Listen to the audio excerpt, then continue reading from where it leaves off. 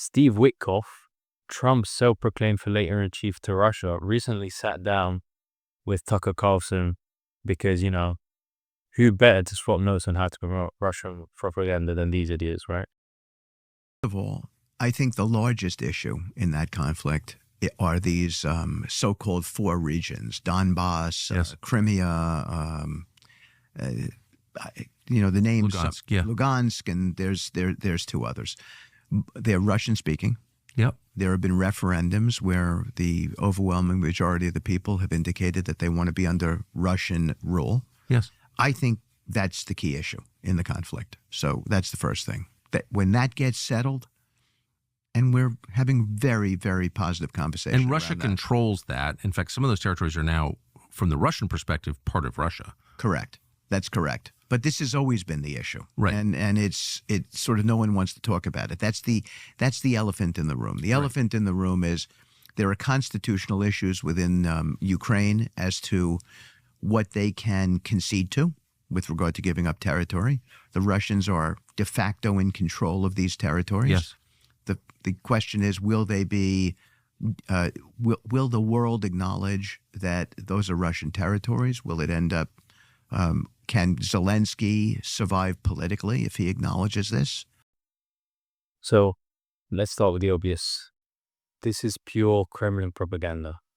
The so-called referendums Witkoff is referring to, completely staged by Russia or the Russian-backed separatists, as they like to call them.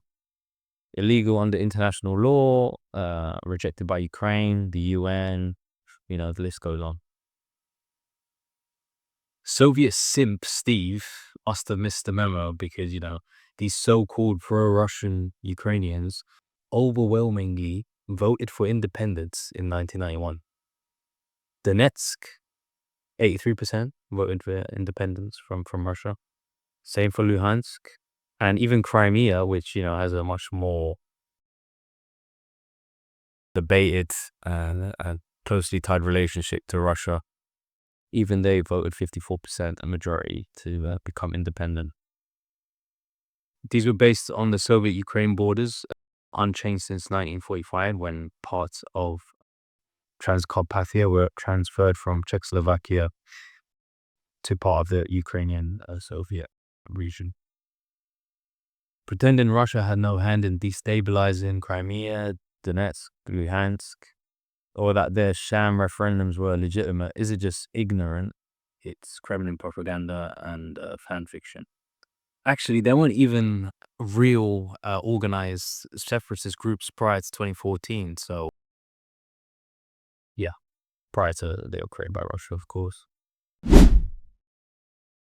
The Russian government has been using language as a colonial tool for centuries, systematically suppressing Ukrainian identity. And, language is a massive part of that.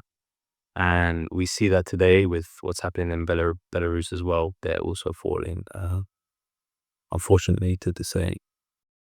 It's not just about historical suppression or oppression. Witkoff's words directly serve Russian interests. By pushing the narrative that Ukraine-occupied territories chose Russia, he legitimizes everything Putin's been doing. Well, for his whole reign as dictator of Russia.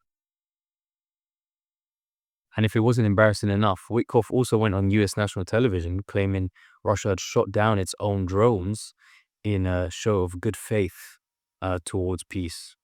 With regard to your question on some of the reporting with regard to the Russian drones last night, I have it on good information from a telephone call I had before I went on this show that President Putin issued an order within 10 minutes of his call with the president directing Russian forces not to be attacking any Ukrainian energy infrastructure.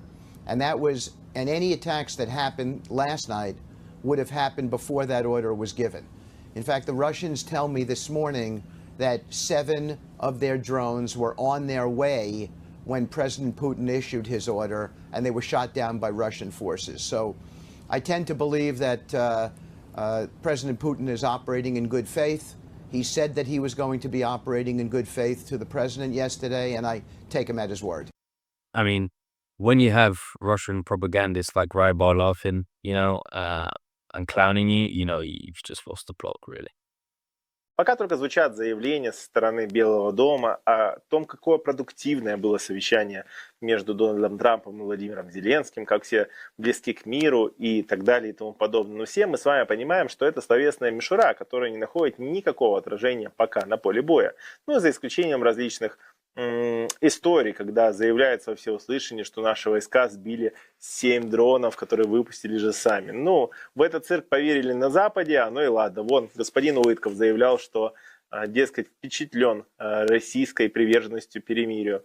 Well, next, let's talk about this fantasy Witkoff's selling that, Russia has no interest in taking over Ukraine. Not have in World War II. Do you think the Russians want to march across Europe? 100% not. I think. Right? I feel like, why would they want that? I wouldn't want those countries. Like, why would they? First of all, why would they want to absorb Ukraine? For what purpose? Exactly. They don't need to absorb Ukraine. That would be like occupying Gaza. Why do the Israelis really want to occupy Gaza for the rest of their lives? They don't. They want stability there. They don't want to deal with that. But the Russians also have what they want. They've reclaimed these 5 regions. They have Crimea, and they've gotten what they want. So why do they need more? Remember when Trump said Zelensky played Biden like a fiddle? Remember that? Well, here's a compilation of Putin disproving Steve's own beliefs. Петр I Северную войну 21 год вел. Казалось бы, там воевал со Швецией, что-то отторгал. Ничего не отторгал. Он возвращал. Стран Европы не признавала эту территорию за Россией. Все признавали ее за Швецией. А там испокон веков наряду с финно-угорскими народами жили славяне. Причем эта территория находилась под контролем российского государства. То же самое и в западном направлении. Это касается Нарвы, там, его первых походах. Чего появились туда? Возвращал и укреплял. Вот что делал. Вот. Ну, судя по всему, на нашу долю тоже... Считаем и будем считать, что Украина наш не только ближайший сосед, а действительно наша братская республика. А наши вооруженные силы – это товарищи по оружию. И я уверен, что украинские военнослужащие и российские военнослужащие будут не по разные стороны баррикад, а по одну сторону баррикад. So either Witkoff is too ignorant to be in his position, or he's deliberately whitewashing Russian war goals. I mean, 2 things can be true at once, and I'm sure they are in this case, but either way, it makes the US look weak, and worse, it tells Putin he can keep rewriting history. And these so-called diplomats just keep nodding along. So Trump can get the chance to say, see, I ended the war, I did it, I ended it, I did that, blah, blah, blah, all at the expense of Ukraine, and everything they've been fined for. Here's where it gets even more disturbing. Russian propaganda isn't just influencing US officials, it's influencing US voters. You either have to vote for Kamala or Putin. Who do you choose? Oh, definitely Putin. Putin. Would you rather vote for VP Harris or Vladimir Putin if you had to choose?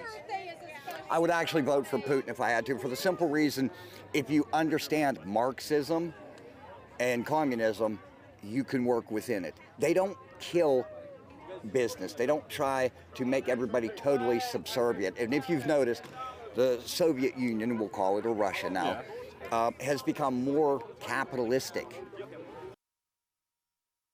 Let's just pause for a second, Over the last few years, there's been a clear rise in Russian empathy from Republican voters. Not all, of course, but primarily the diehard MAGA contingent. The irony isn't lost on us. I'm sure Ronald Reagan is doing backflips in his grave after listening to that clip. But more importantly, if that doesn't tell you that Russia has won this disinformation war, I don't know what will. This is a complete reversal of what the Republican Party once stood for. Imagine telling Reagan-era conservatives that MAGA voters in 2025 would be wearing Putin shirts and talking about how Russia's the real good guy. I don't think that's by accident. I don't think it's by accident that Donald Trump was also able to pull a majority vote after January 6th. The countless felonies, the lies. Putin wanted another Trump presidency. And they manipulated social media to garner sympathy, make Ukraine the pariah, and it's all worked. This is bigger than just one U.S. envoy. Witkoff is just a symptom of the deeper problem, where Russia propaganda has successfully infiltrated American discourse, radicalized segments of the electorate, and left the U.S. vulnerable to authoritarian influence and at risk of total democratic collapse. So what's the real threat here? A clueless diplomat? Or the fact that Putin doesn't even need to fire a shot to weaken the US? He just sits back, watches, and his narrative infects our media, our officials, and even our voters. If you think this is a problem worth exposing, share this video, drop a comment, and unless you're a Russian bot, subscribe for more.